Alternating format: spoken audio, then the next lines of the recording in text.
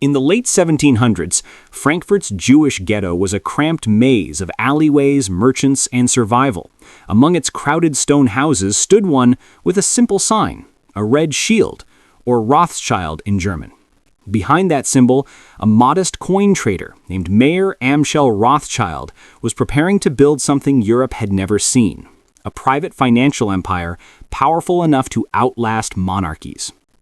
Mayer's beginnings were unremarkable. He started as an apprentice in the banking house of Oppenheim & Sons, learning the subtleties of currency exchange, lending, and royal taste for luxury goods. But what separated him from every other merchant was his understanding that information could be worth more than gold. While others bought and sold coins, Mayer tracked the movements of armies, royal marriages, and the debts that kings owed to one another. He realized that wars weren't just fought on battlefields, they were won in ledgers. By the 1760s, he'd returned to Frankfurt and begun supplying rare coins to Prince William of Hesse, one of Europe's wealthiest nobles. That single connection gave Mayer access to royal treasuries and military contracts, and soon the red shield above his home became a symbol of discretion and power. He wasn't a nobleman, but nobles trusted him, and in the age of monarchy, that was rarer than gold. Yet Mayer's ambition reached far beyond the borders of Hesse. Europe at that time was a chessboard of unstable alliances, Britain fighting France, Austria guarding its empire, and Prussia emerging as a new power. Currencies fluctuated daily, communications moved slowly, and traditional banks could take weeks to move funds from one capital to another. Mayer saw an opening that no one else dared to exploit. If he could create a family network that operated faster than governments, he could control the flow of money that controlled empires. So he began to train his 5 sons, not merely as bankers, but as nodes in a human information network. Amschel Mayer, the eldest, would keep the Frankfurt base steady. Solomon would move east to Vienna, the heart of the Austrian Empire. Nathan, the boldest, would head to London, where Britain's financial system was exploding with global trade. Karl would cover Naples, then the gateway to southern Europe, and James would establish himself in Paris, within reach of the French crown. Each brother left Frankfurt with coded letters of instruction, capital from their father, and one crucial rule: family comes before country. No matter which flag flew above their city, their loyalty was to the network, not the nation. And that network had a secret weapon: communication.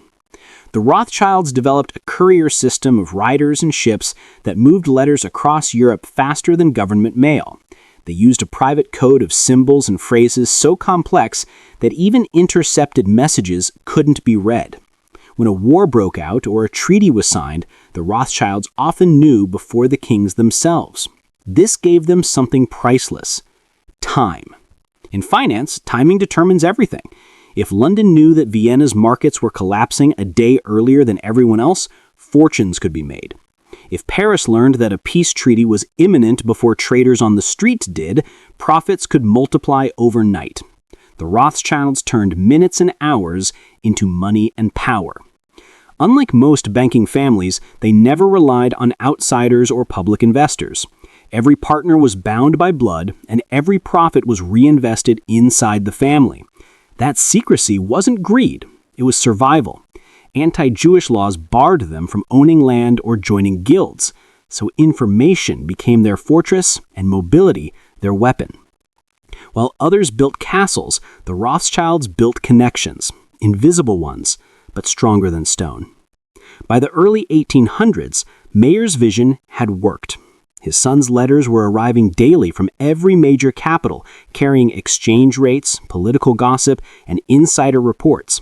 In a Europe with no telegraph or telephone, this private intelligence web was unmatched. The Rothschilds weren't just moving money, they were moving knowledge. And knowledge in that era was ultimate leverage. When Mayer Amschel Rothschild died in 1812, he left no grand palace, no title of nobility, and no crown to pass down. What he left instead was a system, a network so well built that it would survive revolutions, wars, and the fall of empires. Within a decade, that system would face its greatest trial: Napoleon's final campaign, and the most chaotic financial panic Europe had ever seen. The question was no longer whether the Rothschilds could build a bank. The question was whether a family could outsmart entire empires. As Europe descended into the Napoleonic Wars, kings needed money faster than their armies could march. And that's where the Rothschilds stepped in, armed not with cannons, but with couriers. What they did next would change the very nature of power. When Napoleon's armies began sweeping across Europe, most merchants fled to safety. The Rothschilds moved in the opposite direction. War, for them, wasn't chaos, it was opportunity. It created a demand that only they could supply. Instant liquidity across borders torn by conflict. Governments needed gold to feed soldiers, pay allies, and keep their economies from collapse. But traditional banking was slow. A letter from London to Vienna could take weeks, and a delayed shipment of funds could decide the fate of an entire campaign. The Rothschilds understood this better than anyone. With one brother in each financial capital, they built something no government had: a private courier network that could move money, intelligence, and news faster than any empire. Their couriers didn't just carry coins, they carried information, the most valuable commodity in wartime Europe. It was Nathan Mayer Rothschild, the London branch head, who perfected the system. He turned London into the central hub of the family's operations, where gold flowed in and out through the Bank of England. Nathan developed relationships with army contractors and military supply firms, quietly financing the British war effort against Napoleon. While ministers debated policy, Nathan handled logistics, arranging the transfer of gold from London to British allies on the continent. To do this, he used a chain of couriers that ran through the Netherlands, Belgium, Germany, and beyond. The route was perilous, but faster than official channels. Each courier carried coded letters, exchange rates, and shipment instructions that allowed the brothers to execute trades days ahead of the market. It wasn't insider trading, it was a private information empire. Then came 1815, the decisive year. Napoleon escaped exile on Elba and marched back toward Paris. The entire continent braced for war again. Bonds, currencies, and markets swung wildly. For bankers, this was a storm. For the Rothschilds, it was the moment they had been built for. When the Battle of Waterloo began on June 18, 1815, all of Europe waited for news.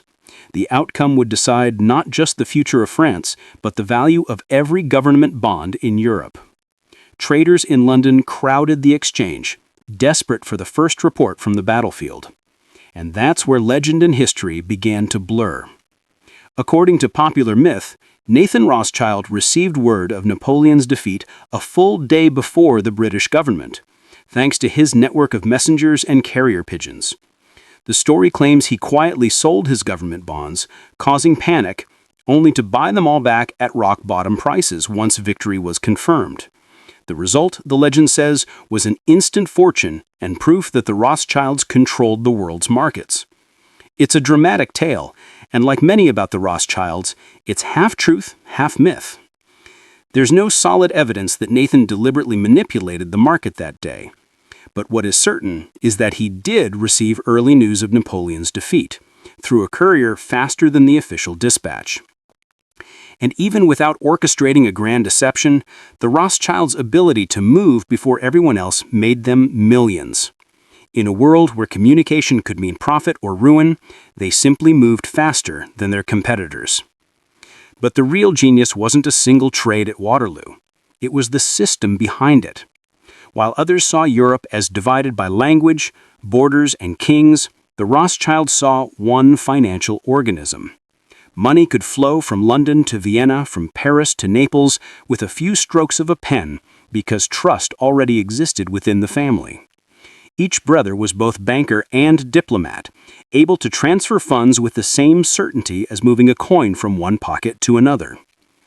After Waterloo, the Rothschilds emerged as the undisputed power brokers of post-war Europe. Britain owed them, Austria relied on them, France respected them, and Prussia depended on their loans.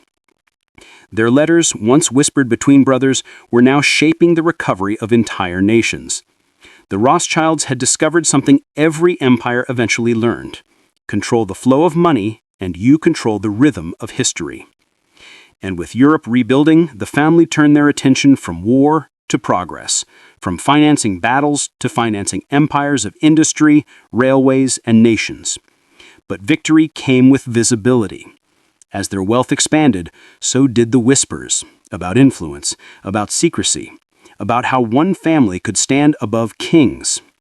The next chapter would turn their name from legend into myth. When the cannons of Waterloo finally fell silent, Europe faced a different kind of battle, not of armies, but of rebuilding.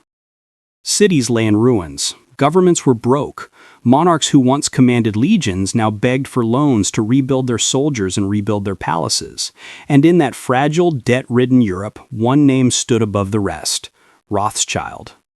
The country's courier network, once used to move gold between war fronts, now became the backbone of a peacetime revolution. Instead of financing weapons, the Rothschilds financed nations. Instead of funding destruction, they funded reconstruction. Every major European power, Britain, Austria, Prussia, and France, turned to the same family that had once supplied their armies with coin and credit. The Rothschilds had mastered something new: the government bond market. Before them, national debt was seen as a burden, a symbol of weakness, but the Rothschilds reframed it as a tool of power. They realized that a country's creditworthiness could be monetized, traded, and managed like any other asset. By underwriting massive loans, they made it possible for nations to borrow on a scale the world had never seen, while taking a commission on every deal. This was the birth of modern international finance. Nathan Rothschild in London, the family's de facto leader, became a financial giant. He handled loans for the British government, financed railways and canals, and helped stabilize currencies across the continent. In Vienna, Salomon Rothschild became the financial hand of the Austrian Empire, arranging funding for roads and state projects. In Paris, James Rothschild became a key figure in the recovery of post-Napoleonic France, founding de Rothschild Frères, one of the most powerful banks in Europe. Each branch operated independently, yet they shared information and liquidity seamlessly. When one capital struggled, another branch provided immediate support. No single empire, not Britain, not Austria, not France, had that level of coordination, but the Rothschilds did. And their reach only grew. By the 1830s, they were financing railways, mines, and industrial ventures, the engines of the 19th century. The family invested heavily in European infrastructure, including the first major continental rail lines and the expansion of mining operations from Spain to Russia. Through these projects, the Rothschilds didn't just profit, they shaped the physical geography of Europe. Railways tied nations together, and every train ticket, every shipment of coal, every mile of track carried the imprint of Rothschild capital.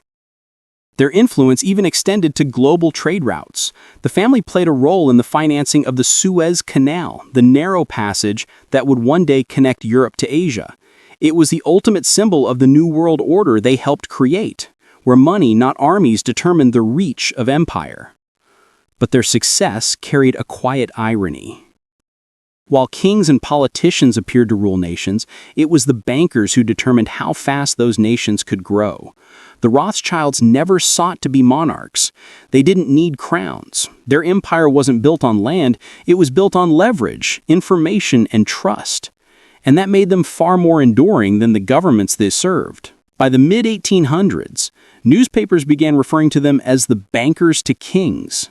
Diplomats met in congresses, the Rothschilds met in drawing rooms. When monarchs quarreled, they often borrowed from the same source. To fund a war, a government might first need to speak with the Rothschilds. To prevent one, they sometimes did the same. But not everyone viewed their dominance with admiration. Whispers began spreading that the Rothschilds could dictate peace or war, that their unseen hand shaped nations like pieces on a chessboard. Much of this talk came from envy and later from darker motives rooted in anti-Semitic suspicion. But even so, one thing was clear. The Rothschild name had become synonymous with influence that transcended nationality, religion, and politics. The family had gone from surviving in a Frankfurt ghetto to holding the credit of empires.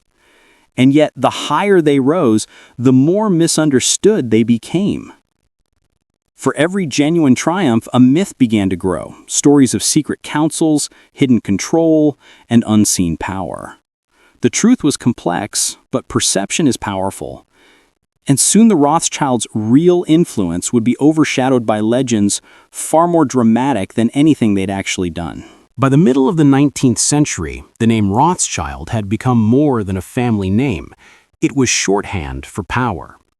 They were whispered about in parliaments, envied in salons, and caricatured in newspapers as shadowy figures pulling the strings of Europe. But how did that power actually work? Because contrary to the myths, the Rothschilds didn't rule from secret chambers or manipulate kings at will. Their influence wasn't mystical, it was mathematical. Their true strength came from trust. In an age when international communication was slow and unstable, trust was currency. Governments turned to the Rothschilds because they delivered results faster and more reliably than state treasuries could. When a kingdom needed a war loan, the family guaranteed it. When an empire needed to stabilize its bonds, they quietly bought and sold until prices steadied.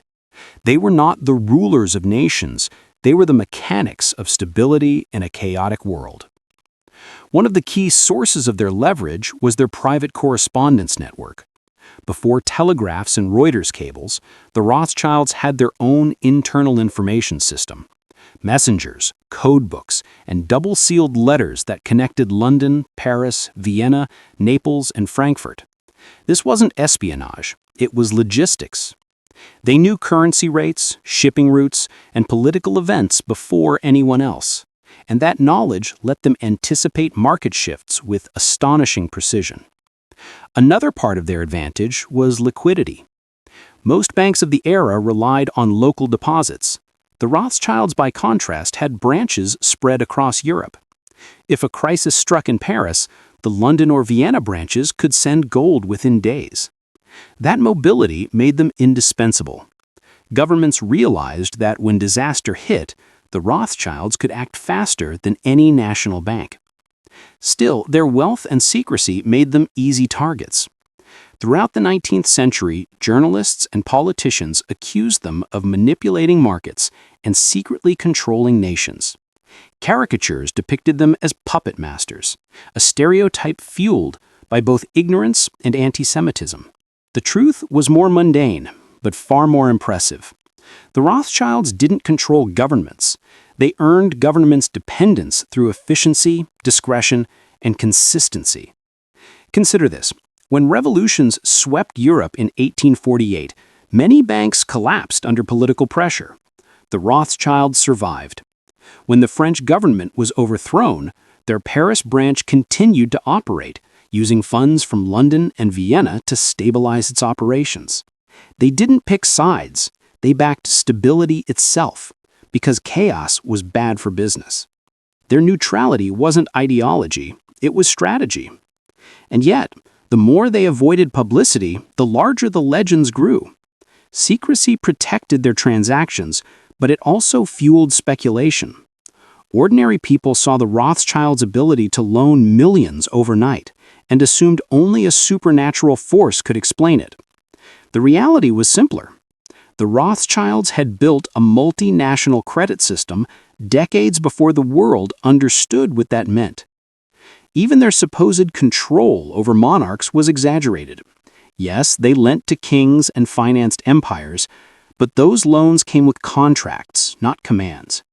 Their letters show negotiations, risk assessments, and cautious diplomacy, not secret dictates.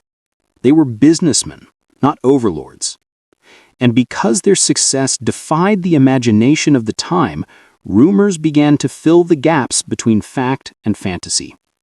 Modern historians agree that much of the conspiracy around the Rothschilds originated from 19th century pamphlets filled with anti-Semitic imagery, later recycled by extremists in the 20th century.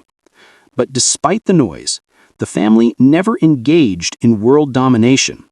They used information, discipline, and an unbroken chain of communication, the same tools that power modern finance today.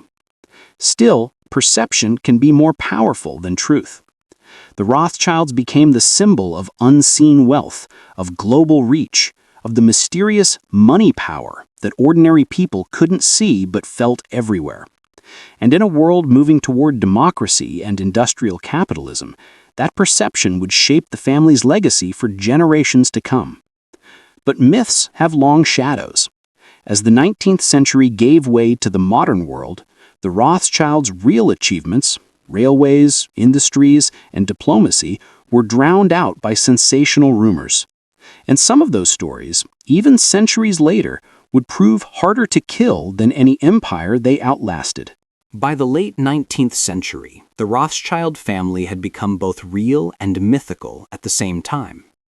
They were flesh and blood bankers, but also living symbols of money itself, wealth personified. And that's when the story started to slip from history into legend. In the drawing rooms of Europe, the Rothschilds were admired as financial geniuses. But in the streets, in cheap newspapers, and in angry political pamphlets, they were transformed into something darker, an invisible hand controlling kings, wars, and revolutions. This transformation wasn't accidental. It was engineered. Throughout the 1800s, populist writers and political agitators began using the Rothschild name as a convenient villain. They represented the mysterious financial elite that the public couldn't see or understand. When the price of bread rose, when wars dragged on, when empires collapsed, someone had to be blamed. And who better than the secretive family that seemed to always land on their feet? These rumors spread fast because the Rothschilds themselves never answered them. The family's code of conduct was silence. No interviews, no public rebuttals. In business, discretion protected them. In the public sphere, it damned them. By the 1890s, the idea that the Rothschilds controlled the world's gold had become common gossip. In France, anti-Semitic newspapers accused them of starting wars for profit. In Britain, socialist pamphlets warned that all nations were in debt to the House of Rothschild. And in Germany, nationalist movements turned them into symbols of foreign manipulation. The result was a strange paradox.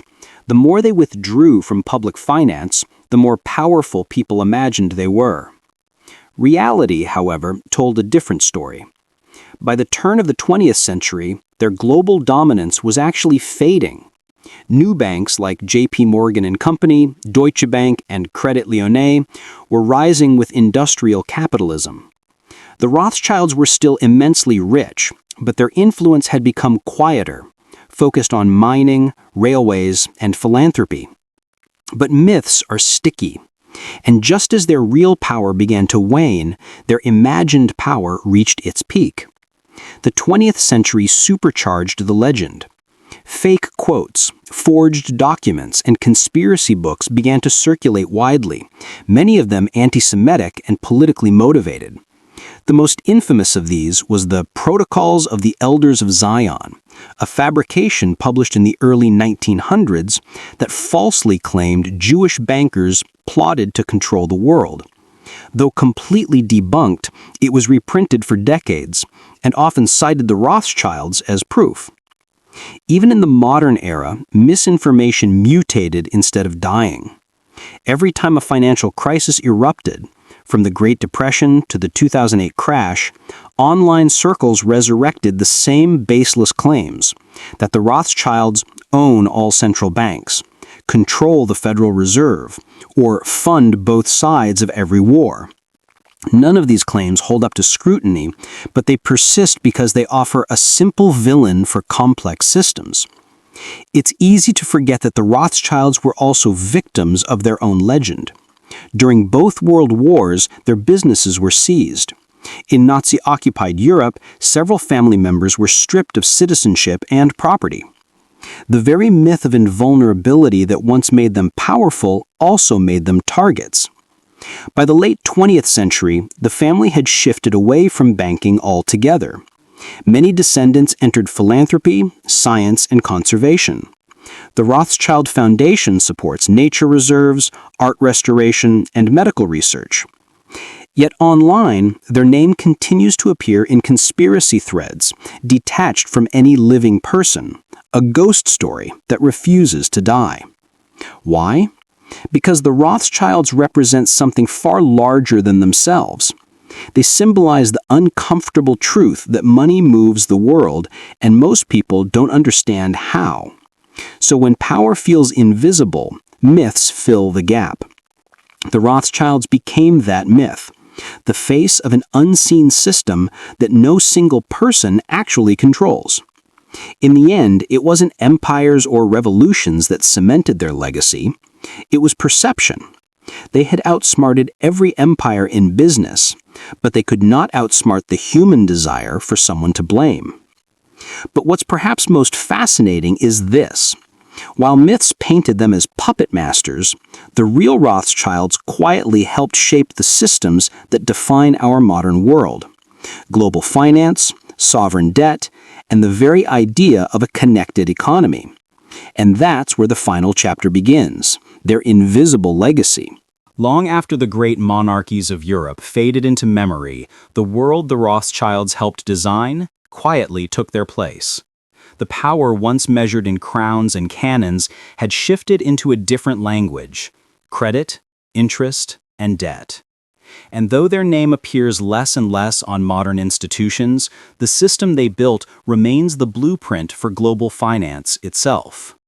When Nathan Rothschild orchestrated his network in the early 1800s, he unknowingly created the foundations of international banking as we know it. The concept of sovereign lending, governments borrowing from private financiers to fund wars or reconstruction, became the backbone of state finance. The Rothschilds didn't invent bonds, but they perfected them. They standardized contracts, stabilized exchange rates, and built trust in paper promises at a time when trust itself was rare. Before them, money was metal. After them, money was confidence. Every modern bond market, from Wall Street to the European Central Bank, traces its DNA to those early Rothschild innovations: communication networks, arbitrage systems, and credit distribution models designed to move capital across borders faster than ever before. Their influence didn't stop at economics, they changed how power looked. Empires once fought to own land, now nations compete to control markets. Wars are won or lost not just on battlefields, but in balance sheets. That idea, that information and liquidity could win where armies could not, was the Rothschild Revolution.